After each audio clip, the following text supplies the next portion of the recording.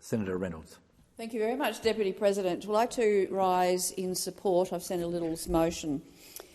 And as she has very articulately said, those opposite have no idea of how to genuinely keep our nation safe.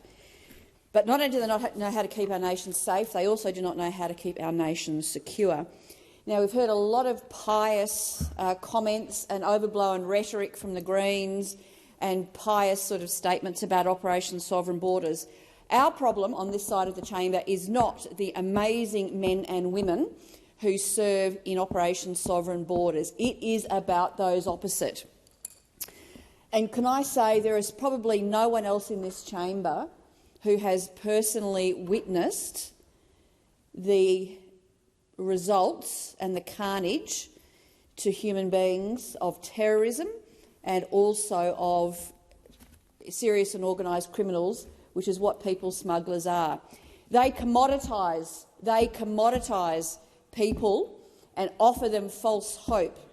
And it doesn't start at our waters, on our borders, it starts in source countries. And this is where this government is continually and has continually been so weak.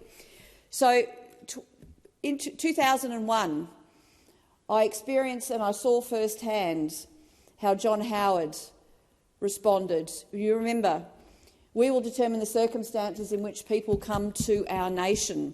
There is a right way that people come to this nation, and there is a way through people smugglers, criminals who commoditise and quite often result in the deaths of hundreds, if not thousands, of people.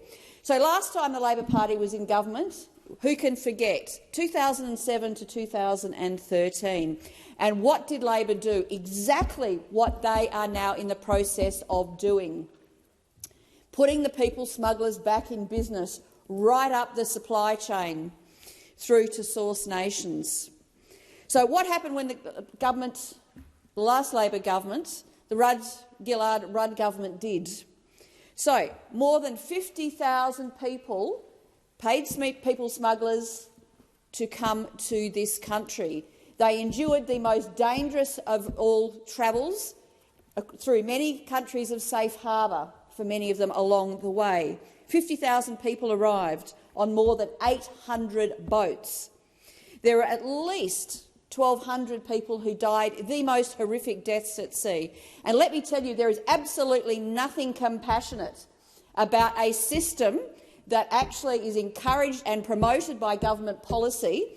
Because I tell you what, you opposite may not have seen what a body looks like floating in the water after a few days, particularly as babies.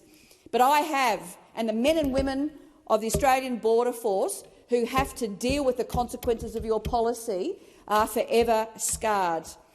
And under those opposite, over 8,000 children were in detention because you lost control of the borders. 8,000. There is nothing compassionate about that.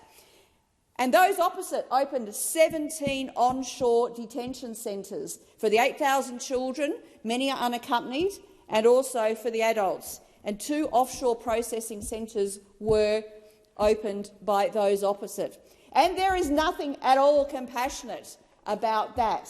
And many people here still in this country are still battling the consequences of being allowed in illegally by those opposite. So, as I said, I was part of a very successful coalition government that closed 19 detention centres, saving over $1 billion a year. We removed all children held from detention in Manus and Nauru that were put there by Labor. We ended Labor's regional processing agreement with PNG and signed a memorandum of understanding for the regional processing system in Nauru. We also repealed the disastrous medevac legislation. We successfully resettled or returned more than 1,700 people, including 1,000 under the US resettlement agreement and 450 to New Zealand. So, in conclusion, what are we now seeing? The unbelievable, it's almost unbelievable to me that those opposite did not learn from the disastrous policies of the previous Labor government. People died, people drowned, people were exploited, people were commoditised with a false hope and promise. And those opposite The boats are starting to return because you've put people smugglers back in business, and shame on you all, because people will die.